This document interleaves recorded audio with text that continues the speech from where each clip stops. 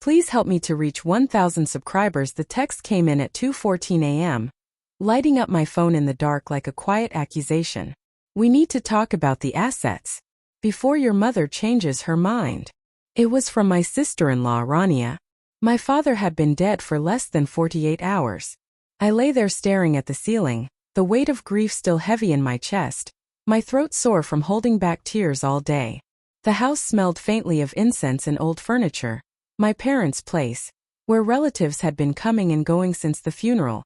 I should have been asleep. Instead, my heart began to pound, not from loss, but from something colder. Assets. Not Dad. Not how are you holding up. Just assets. At first, I told myself I was being unfair. Grief distorts everything. Maybe she meant paperwork. Maybe she was trying to help. That's what I told myself as I put the phone face down and closed my eyes. But sleep didn't come. Over the next few days, little things started to feel off. Rania suddenly became very present. She hovered during family conversations, lingered near my mother when money or property came up, offered to organize documents no one had asked her to touch. My wife Sarah brushed it off when I mentioned it. She's just stressed, she said. Everyone handles loss differently. I wanted to believe her. Sarah had always defended her brother's wife. Family loyalty ran deep with her, sometimes deeper than reason. Still, I noticed things. Rania whispering on her phone, stopping the moment I walked into the room. My calls to Sarah going unanswered when she was helping Rania with errands. A locked door one afternoon, their voices low inside the study. When I asked what they were talking about, Sarah smiled too quickly. Just inheritance logistics. You know how complicated these things are. But I did know one thing.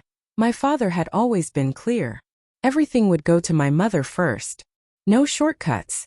No pressure. One evening, while helping my mom sort through documents, I found my father's old phone in a drawer.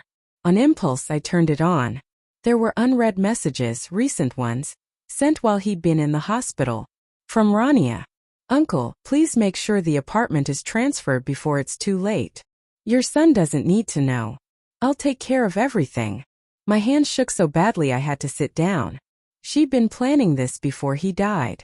Worse, there were replies. Not agreements but confused, weak responses. My father, sick and exhausted, telling her they'd talk later.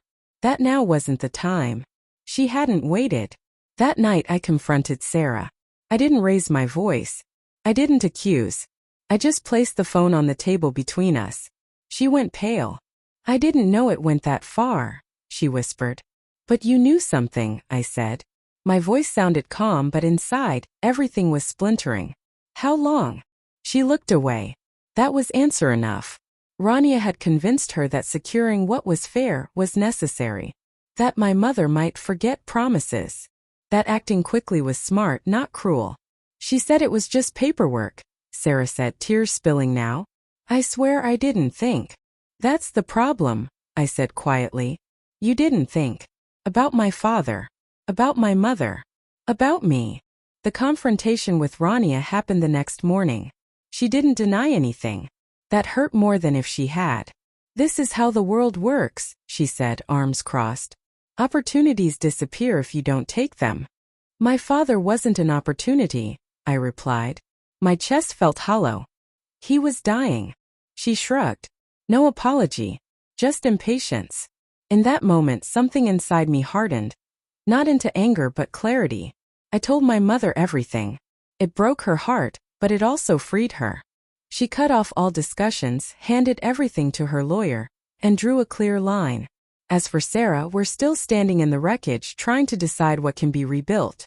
Trust doesn't shatter loudly. It cracks quietly, and you only hear it when it's already too late. Some nights I still think about my father. His voice, his patience, the way he believed family meant protection, not profit. His death took him from me, but it also showed me the truth. And as painful as that truth was, it taught me something I'll carry for the rest of my life.